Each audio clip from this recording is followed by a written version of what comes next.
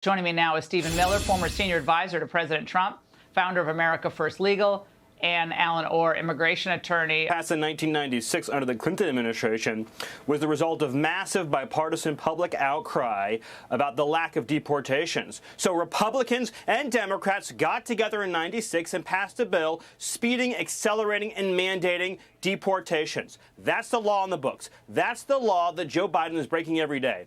The law that Mayorkas wants is an amnesty. That is not a solution. It is an accelerant to every single aspect of the border calamity that is occurring today, making illegal aliens into citizens. If you walk through some of those numbers, Laura, they are beyond stunning. I think your audience would be shocked to know that in LA and New York now, half of public school students come from immigrant households. In cities like Charlotte, it's 40%. In Nashville, Tennessee, 100 languages are now spoken in public schools. 30% of students need help speaking English at all. Our system cannot absorb migrants in these numbers. It will crash every aspect of American society, which, of course, is the point, Laura. Open over 210 what we call humanitarian relief centers. This is going to cost us $5 billion during this fiscal year, $7 billion we need to find in January. It is economically not sustainable, and the place is not sustainable.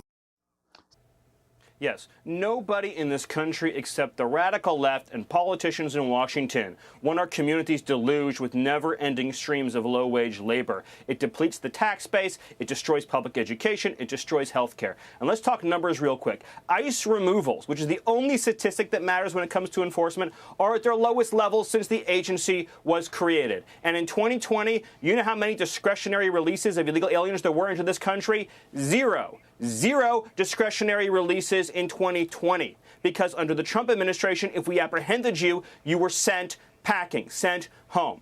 If this migration crisis isn't shut down, there will not be a middle class in this country. There will not be a working class in this country. There will be two classes, the very rich and well-connected and the poor and struggling. This will kill and is killing the American dream.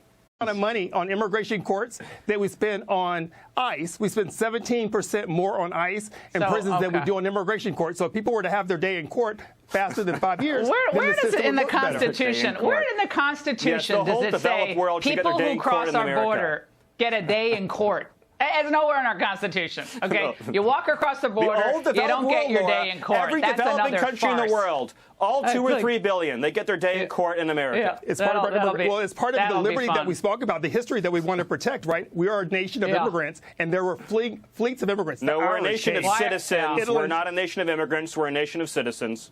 Well, and I think what's interesting is how a nation of citizens. Is how many immigrants are on camera complaining about what's happening to their communities who came the right way. Stephen and Alan, great conversation. Thank you both.